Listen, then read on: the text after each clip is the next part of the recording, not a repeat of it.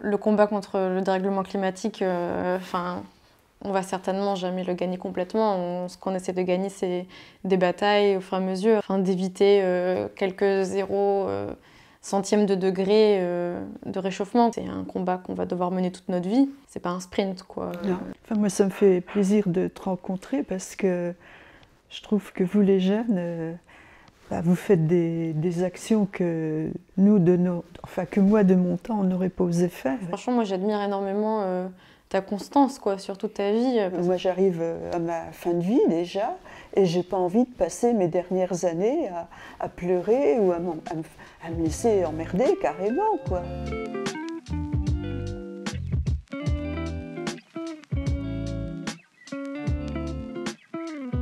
Moi, c'est Sixtine, j'ai 26 ans et je suis dessinatrice en cinéma d'animation et édition.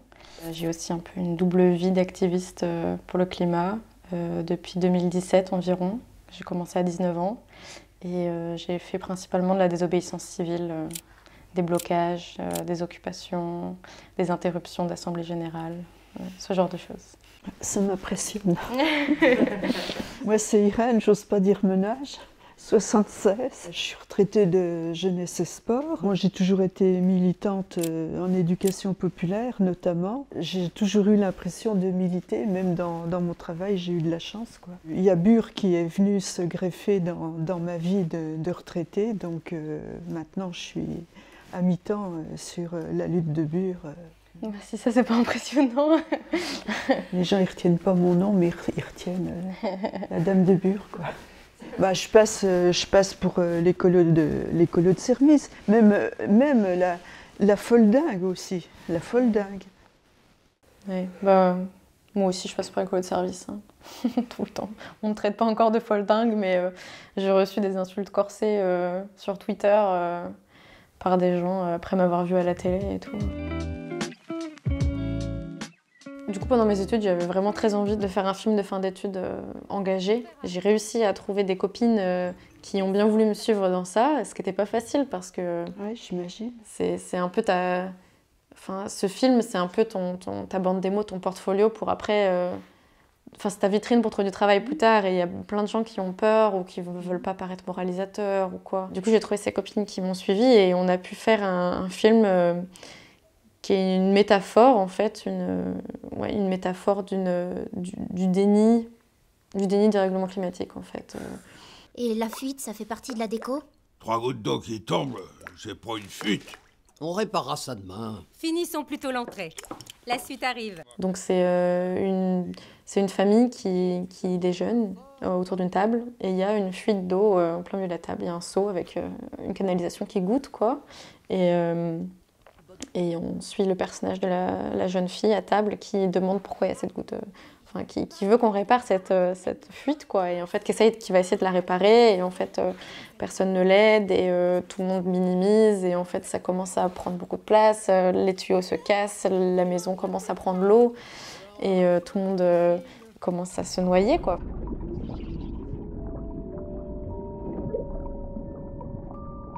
L'idée, c'était de réveiller un peu les gens en leur disant regardez l'impuissance dans laquelle on est. Nous, si personne nous aide, on a l'impression que la maison prend l'eau et que tout le monde s'en fiche, quoi.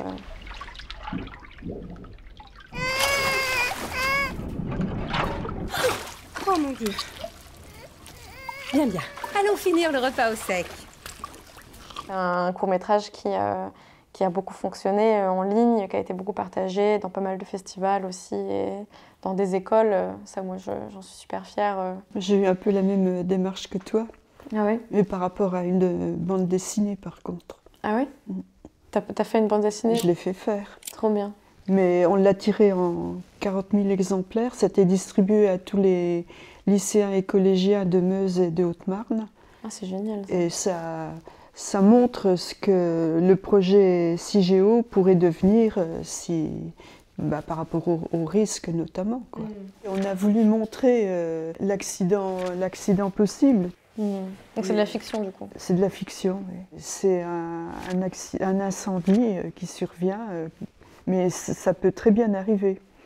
Et bon, le directeur n'y croient pas. Enfin, bon. La BD qu'on a distribuée aux jeunes, elle a permis un certain dialogue dans les familles. Ouais.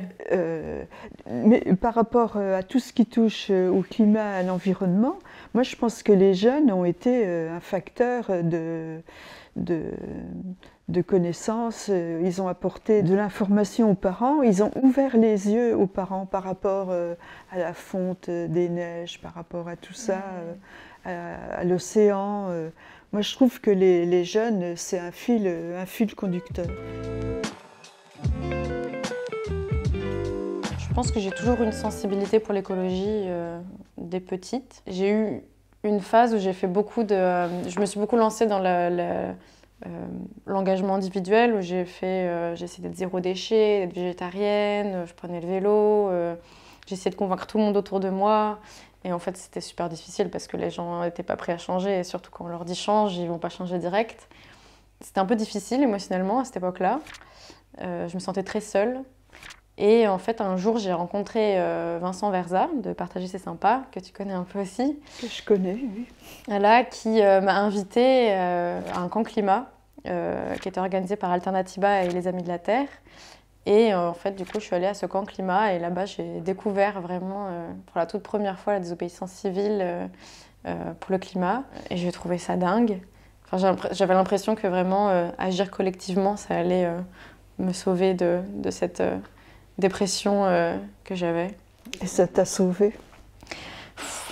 J'aimerais bien, mais je pense que c'est toujours des hauts, des bas. Mais clairement, ça va mieux et au moins, je suis pas seule, quoi. Je ressentais une sorte d'éco-anxiété avant même qu'on en parle beaucoup dans les médias. Mais c'était ce truc de se sentir très seule, impuissante de ouf. Et d'avoir une grande dissonance cognitive entre ce qu'on nous dit autour de nous, ce que les gens font, ce qu'on fait, et en même temps ce qu'il faudrait qu'on fasse et ce que les scientifiques nous disent, quoi. Et du coup, c'était dur, ouais. Mon déclic, moi, c'est différent. À ma retraite, j'ai décidé de partir à vélo. Et comme j'avais fait des projets au Sénégal depuis une quinzaine d'années, avec des jeunes, des chantiers de jeunes, un jour, j'ai dit aux Sénégalais, vous verrez, je viendrai en vélo.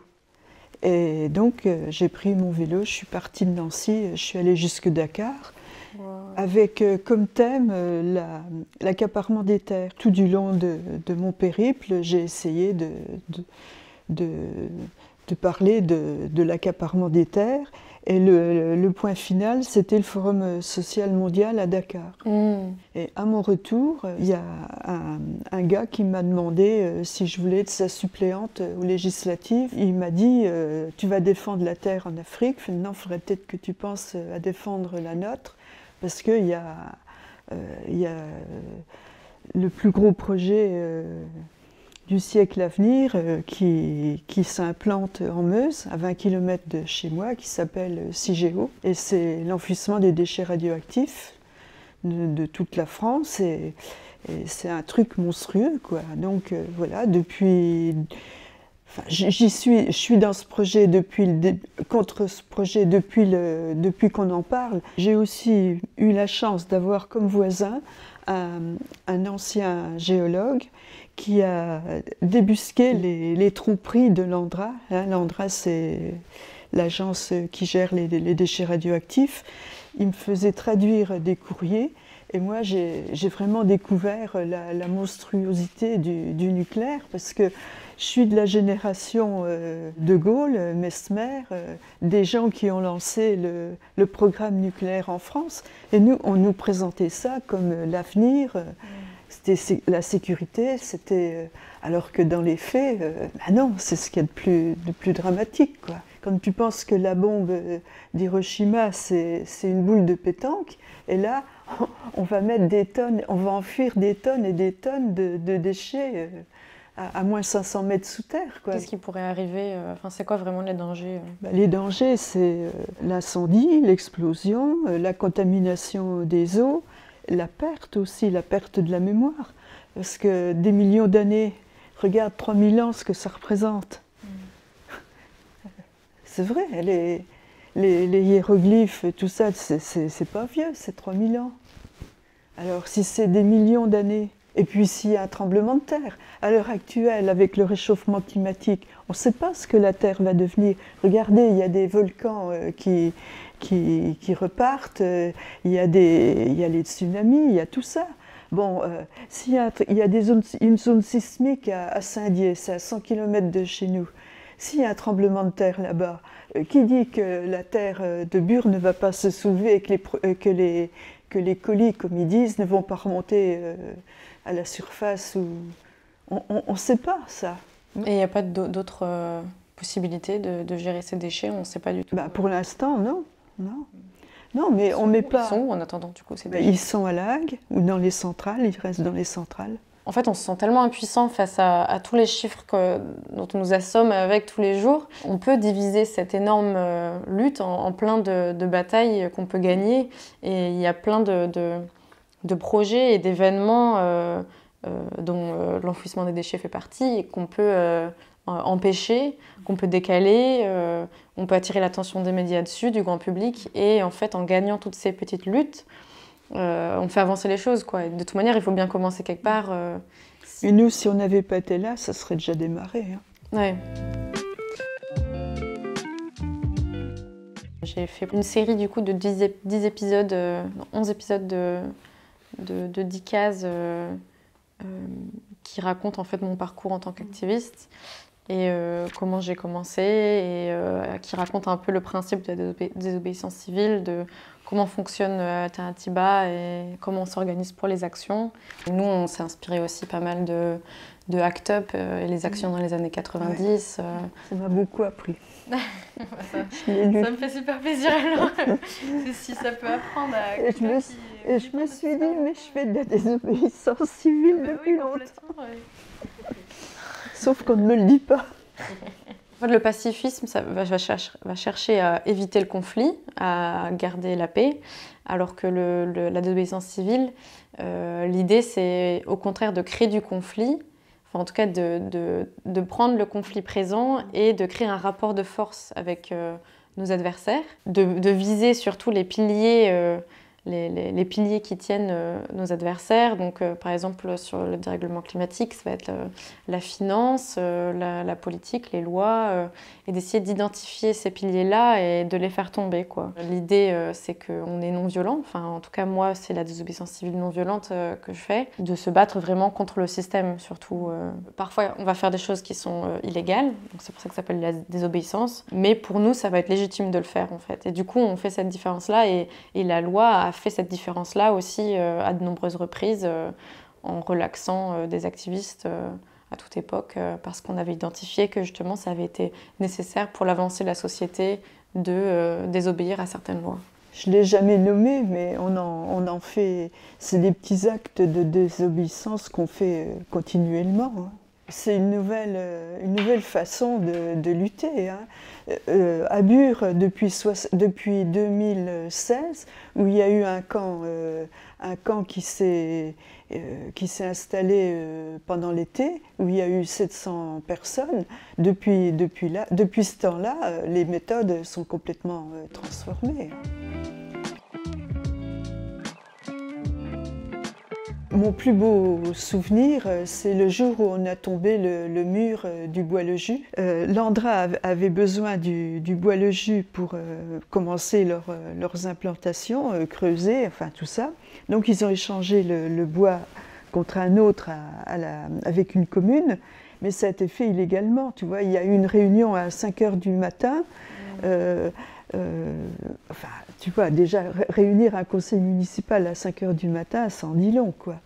Donc, les travaux avaient commencé, tout ça. Il y a eu, les jeunes ont occupé le bois. Il y a eu une première invasion de flics qui les ont fait dégager. Ça devait être en juillet. Et le 15 août, ils ont décidé de reprendre le bois. Alors, nous voilà tous invités. Il y avait un chariot, il y avait des outils, il y avait des tas de choses. On arrive dans le bois et le bois était encerclé. Ils avaient fait un mur comme à Berlin, tu vois. Des grandes plaques de béton de 2 mètres de haut. Tout d'un coup, je vois, ils prennent les masses, et les palettes de murs qui commençaient à tomber. Moi, j'étais là, je dis, mais c'est pas possible. Tu aurais vu alors dans une joie, des chants. Ils étaient à 4 ou 5 à tirer sur les cordes, la palette tombait et tout le monde criait. Mais c'était une euphorie. Je t'assure, moi je me croyais la chute du mur de Berlin, tu vois. Ah, j'ai pensé à ça, vraiment un bonheur. Ah, moi je comprends. Hein. Quand je suis allée en Allemagne dans les mines de charbon, là je l'ai fait 3 fois à plusieurs saisons différentes parce que j'ai adoré. Et c'est des actions où on est 5 000, 6 000 Européens venus de plein de pays. Et le moment où on réussit à sauter au-dessus d'un ravin et à ramper sous des pipelines pour accéder à la mine, enfin, on utilise notre corps vraiment à 100% pour lutter quoi, pour notre valeur. Et on est plein et il y a cette sensation de faire complètement ce qui est juste, d'être enfin aligné, de ne plus avoir de dissonance, quoi. On s'est introduit sur le tarmac de l'aéroport de Roissy-Charles de Gaulle, sur le tarmac qui sert de parking aux avions, pas la piste. Parce qu'en fait, on se battait contre la création d'un nouveau terminal dans l'aéroport, le T4, qui amènerait un nombre de vols, enfin je crois que c'est 500 vols en plus par jour, qui est l'équivalent de l'aéroport d'Orly en fait, additionné à celui de Roissy en plus. On s'est positionné devant un avion, on a fait nos discours et en fait ils sont venus, la police était là le jour même parce qu'ils savaient qu'on était là, on avait prévenu qu'il y aurait cette action-là. Et au final, ils nous ont entourés et ils nous ont emmenés dans des commissariats. Et celui où moi j'étais, on était 97 dans la même salle. Et en fait, on n'était même pas dans une cellule parce que leur cellule était incapable de nous maintenir. Enfin, leur système n'était pas du tout fait pour accueillir des activistes et en plus non violents. Et après, du coup, on a été 7 à être appelés en procès.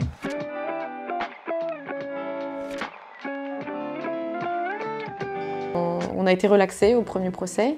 Ils avaient quand même demandé plusieurs mois de prison avec sursis. Il y a une asso derrière moi qui est solide et qui a des bons avocats et qui sera là pour m'épauler jusqu'au bout. J'ai un peu d'appréhension, mais au final, je sais que quoi qu'il m'arrive, je serai soutenue.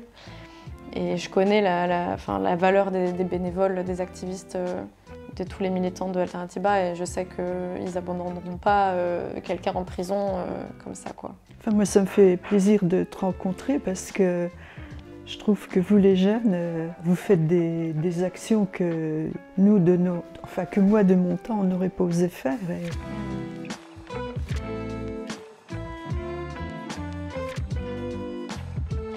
Au final, quelques semaines plus tard, ils ont annoncé que le terminal 4, tel qu'il avait été designé, était annulé. Et ils ont dit que c'était parce que c'était un projet obsolète face aux enjeux actuels. Donc ils ont repris nos mots. Bien sûr, c'est pas que notre action qui a fait bouger les choses, parce qu'il y a toute une lutte depuis les années 80 des riverains contre l'extension de cet aéroport-là. Mais oui, je pense que ça a attiré beaucoup l'attention à ce moment-là. Ouais. Mais bon, bien sûr, ils ont réussi à réécrire un nouveau projet. Pire. Pas pire, mais bon, il y a de l'herbe sur le toit maintenant. Ils ont greenwashé le truc et ça va peut-être passer. Et puis après, la justice, quand je vois que nous, activistes non violents, on est en procès pour ça. Et les quelques minutes de retard qu'on prenait sur notre procès, parce qu'on avait besoin de prendre plus de temps pour dire tout ce qu'on avait à dire, pour faire venir tous les témoins qu'on avait. Et on voyait que ça prenait du temps sur plein de procès qu'il y avait ensuite, de femmes battues, de divorces, d'enfants violés. Enfin, tu te dis, c'est incroyable qu'on prenne ce temps-là pour ça, quoi. Enfin, il y a beaucoup plus important. Et puis encore, on parle même pas d'évasion fiscale, de corruption. Nous, c'était 3 jours, le dernier procès en juin. Ah ouais. 3 jours. Il y avait déjà une trentaine de perquisitions suite à un événement, une manifestation qui avait mal tourné. On se dit ça peut nous arriver, mais en fait non, on croit toujours que ça arrive aux autres, mais pas à soi, quoi. Et puis un matin, 3 mecs qui sonnent à ma porte en civil, voilà, perquisition. J'étais considérée comme membre de l'association de malfaiteurs de Bure. Et puis voilà, ils ont fouillé ma maison pendant 3 heures. Ils cherchaient quoi? Bah, première question, est-ce que vous avez des explosifs? Alors je me suis foutue de leur tête. J'ai dit oui, j'en ai. Alors eux, tout de suite, tu vois, ils y croyaient. Et c'était les restants de feux d'artifice de mon petit-fils. Bon, après, ils sont passés à l'action, alors ils ont tout fouillé. Hein. Ça, et puis dans mon bureau, 20 ans de militante, ou 50 ans de vie de militante, je peux dire qu'il y en avait. Alors ils ont eu le culot de me dire que mon bureau était mal rangé. Des choses comme ça, quoi. Puis après, ils ont pris en photo les documents ou les... Ah non, ils ont emmené un tas de trucs. Ils ont emmené tout mes ordinateurs, appareils photo, mon iPhone, enfin bon... Tu sais, ils sont partis et tu reviens dans ton bureau, il n'y a plus que les fils qui pendent, quoi. Ça fait drôle, hein. Ah ouais. Et puis l'après-midi, 3 heures d'interrogatoire à la gendarmerie. Alors bon, tu sors de ça... T'es vidé, quoi. T'es liquéfié, tu culpabilises, mais tu te dis, mais qu'est-ce que j'ai fait? Mais qu'est-ce que... c'est gros, quoi. Puis alors, les voisins, parce que dans le village, moi, je suis la seule. Déjà que les gens me regardent en disant, elle est moitié givrée, tu t'imagines, 3 gendarmes qui viennent, qui passent une matinée chez moi. Moi, j'étais gênée, Et je suis allée voir un psychiatre. J'ai fait 3 séances, écoute, impeccable. Je m'en suis sortie comme ça. Il t'a aidé à te rappeler pourquoi à la base tu faisais ce combat-là Oui, et puis par rapport à la famille aussi, parce que moi, ma famille, elle me suit pas spécialement, quoi. Ah ouais. T'as des enfants du coup? Oui, 2. Et tes enfants, ils comprennent pas ce combat-là ou...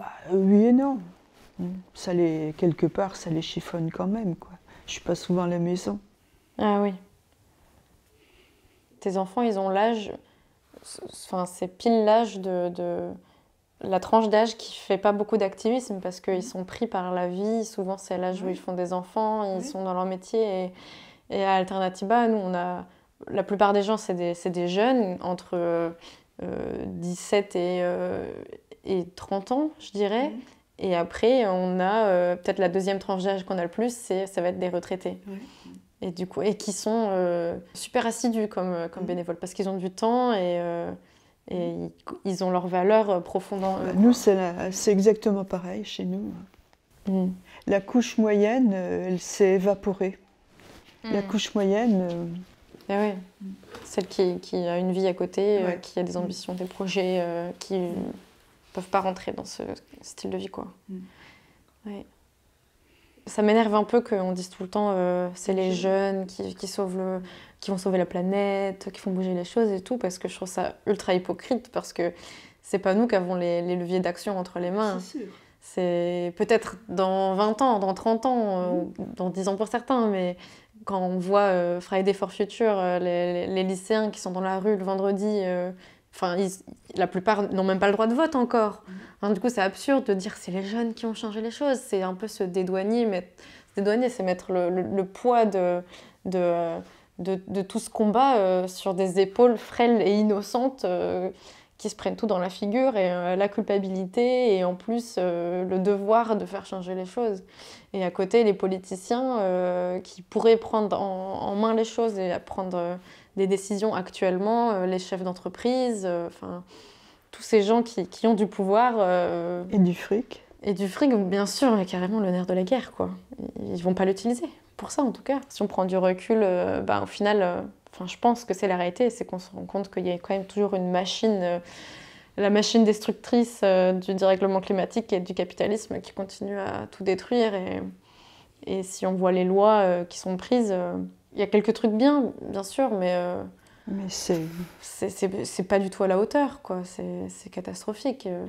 Moi, le vrai changement que j'ai vu ces dernières années, c'est l'absence de neige à la montagne, c'est les glaciers qui fondent, c'est les canicules à 40 degrés, alors que moi je me souviens quand j'avais 10 ans, j'étais trop contente qu'il fasse 30 degrés en été parce que c'était le plus chaud. J'avais jamais connu 40 degrés avant mes 20 ans, quoi. Je suis pas négative parce que les dernières élections, il y a eu beaucoup de... Il y a quand même une centaine de députés qui ont été élus. Bon, bien sûr, ils sont minoritaires, Mais moi, je trouve que ça, c'est déjà une bonne chose. Tout ça, c'est des petites avancées qui, l'une au bout de l'autre, nous donnent quand même une note d'espoir. Puis bon, ben, des jeunes comme toi, j'espère que dans 10 ans, tu vas te présenter.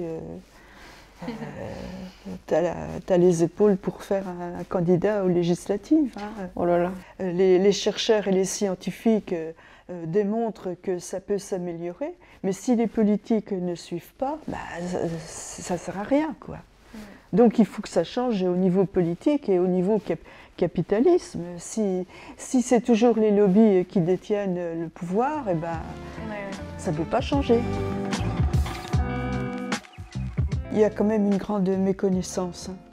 Moi, je vois par rapport à CIGEO, il y a plein de gens qui ne savent pas ce que c'est, quoi. Qui ne connaissent pas les dangers du nucléaire. Et il faut passer un temps infini avec les gens. Ça, c'est lassant. Hein. Je ne suis pas une scientifique, je suis pas... le projet de Bure en tant que tel, bon, bah, j'arrive à l'expliquer, mais c'est pas mon truc, quoi. Moi, mon truc, c'est la démarche de projet, les idées nouvelles, comment faire adhérer la population, tu vois, c'est ça. Donc, à chaque fois qu'on fait une manif, j'essaie que ça ne soit pas la manif traditionnelle, mais au contraire, qu'on apporte quelque chose de beau, quelque chose à vivre, tu vois. Mais c'est dur. Franchement, moi, j'admire énormément ta constance, quoi, sur toute ta vie, parce que moi, j'ai que 26 ans et ça fait quelques années seulement que je suis activiste et j'ai déjà... Là, ça fait quelques mois, par exemple, que j'ai pas fait d'action et que je me concentre sur ma carrière de dessinatrice, que j'ai un projet de bande dessinée et tout. Et je culpabilise à fond d'avoir un peu, de m'être éloignée de ce milieu-là et en même temps je me sens super mal parce que du coup j'ai mon anxiété qui revient par rapport au climat parce que j'agis plus. Enfin, je me demande comment toi tu as réussi à garder cette consistance toute ta vie, quoi. Mais bon, moi si tu veux, j'arrive à me régénérer. J'habite à la campagne. Donc je prends mon vélo, je vais faire 20 km. J'ai la chance d'avoir un terrain au bord de l'Ornain, c'est une très belle rivière. J'y fais du land art, j'ai un banc de toutes les couleurs. Je me mets un quart d'heure sur mon banc. Tu vois, ça me fait plus de bien que si je prends deux Doliprane ou... D'avoir fait mon périple vélo, ça m'a donné une force intérieure inestimable. Quand tu appuies sur les pédales pour monter à une côte, tu vois, tu as des efforts qui sont répétés, tu as une force physique, et ben maintenant, je l'ai au niveau mental, quoi. Le combat contre le dérèglement climatique, on va certainement jamais le gagner complètement. Ce qu'on essaie de gagner, c'est des batailles au fur et à mesure, d'éviter quelques centièmes de degré de réchauffement, quoi. On essaye de maintenir la barre le plus bas et en fait, c'est un combat qu'on va devoir mener toute notre vie. Et du coup, c'est pas un sprint, quoi. C'est comme toi, toute ta vie, tu t'es battu et nous, en tant que militants, on doit apprendre à gérer tout ce que le militantisme englobe comme émotion et apprendre à les gérer sur le long terme, quoi. C'est un marathon. Puis parfois, je rencontre des gens qui me disent qu'ils sont rentrés dans le mouvement parce qu'ils ont lu un article sur moi. Ou là, récemment, j'ai eu le message d'une fille qui fait du dessin animé comme moi et qui a fait un film de fin d'études engagé pour le bien-être animal et qui m'a dit que c'était parce qu'elle avait été inspirée par un film que j'avais fait. Enfin, du coup, ouais, moi, ça m'aide en tout cas à continuer de me dire que parfois on passe le relais et parfois ces gens-là nous le repassent. Mais on ne se rend pas compte, mais dans toutes les actions qu'on fait, il y a quelque chose de positif. On ne se rend pas compte, mais on fait évoluer les mentalités. Moi, ça, j'en suis convaincue. Hein.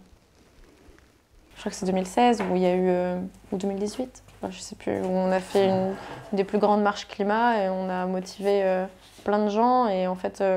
quelques semaines plus tard, on a fait une des plus grosses actions de désobéissance civile jamais faites en Île-de-France, où on a ramené plusieurs milliers de jeunes à la Défense pour bloquer des tours. Donc j'ai l'impression qu'il y a des gens qui sont mobilisables, oui. Mais rester mobilisé sur le long terme au quotidien, ça c'est dur. Hein. en tout cas dans le sens pur du militantisme, enfin, dans les associations, sur le terrain, quoi. Là, pour notre grosse manifestation du 3 juin, il y en a qui ne sont pas d'accord que ça se passe à Bure.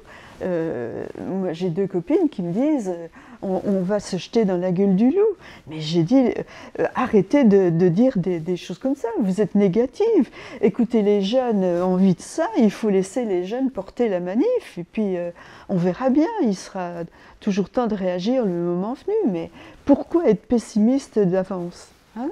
Moi, j'arrive à ma fin de vie déjà, et j'ai pas envie de passer mes dernières années à pleurer ou à me laisser emmerder carrément, quoi. Et ça suffit. Vraiment, j'admire ta force et j'aimerais avoir la même force et qu'elle puisse rester sur le long terme.